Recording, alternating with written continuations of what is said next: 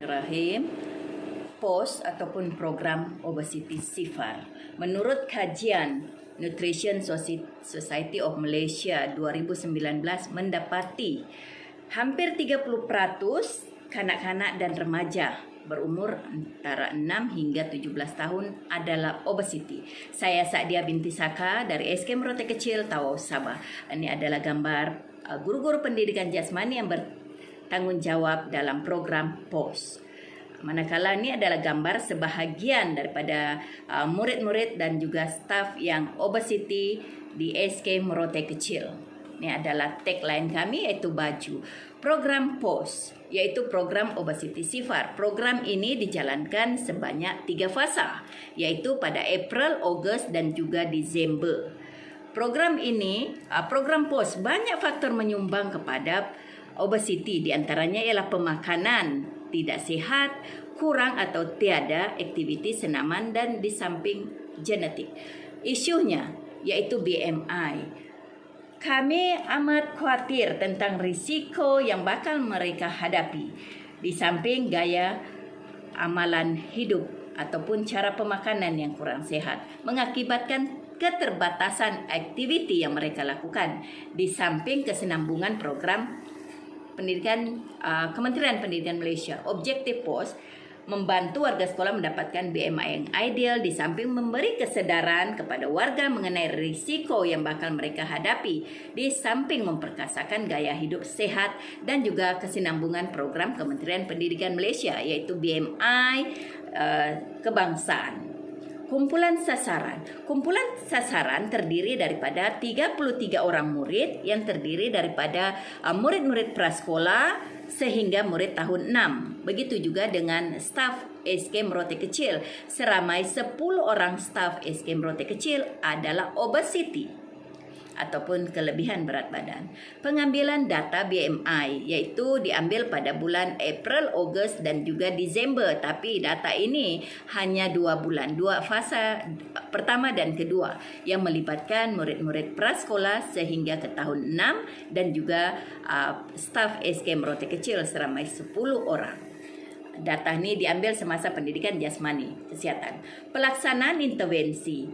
Banyak pelaksanaan intervensi yang telah kami jalankan.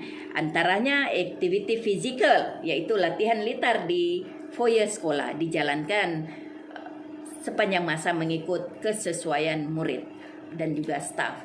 Selain daripada itu, senam robik juga kami menjalankannya. Senam robik adalah rentetan daripada tahun 2019 tapi terhenti kerana pandemik. Dan ianya melibatkan semua warga SK Merote Kecil. Dijalankan sebulan sekali iaitu pada hari Rabu, minggu ketiga. Obesity senam robik ini. Selain daripada itu, ceramah pemakanan sehat kolaboratif bersama Kementerian Kesihatan Malaysia Cawangan Merote Besar. Begitu juga dengan info kesihatan dipamerkan di kawasan sekeliling sekolah agar murid-murid dan juga staf tahu cara pemakanan sehat dan juga yang tak sehat. Program mento-mente ataupun kaunseling dan pemakanan. Murid-murid bahagikan kepada beberapa kumpulan dan guru-guru bertindak sebagai mentor mereka. Pada masa program ini, murid-murid didedahkan cara pemakanan sehat, aktiviti fizikal yang mereka patut lakukan untuk mengelakkan obesity.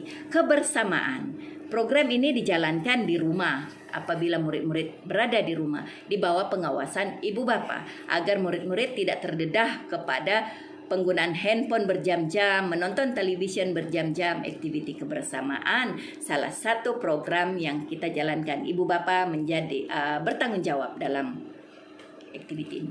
Inovasi yaitu dumbbell diubah suai daripada botol mineral seberat 500 dan 1000 ml. Begitu juga dengan tali skipping. Tali skipping kita dah tukarkan, dah inovasikan dengan gelang getah. Aktiviti kecergasan untuk murid-murid obesity dilakukan sepanjang masa mengikut kesesuaian murid. Begitu juga inovasi kedua, latihan litar di foyer sekolah. asalnya yaitu lantai simen yang digunakan hanya laluan tanpa fungsi, tapi sekarang diinovasikan untuk program POS. Begitu juga trek sehat SK Merote Kecil dijalankan di luar kawasan sekolah, larian 2 km berulang kali.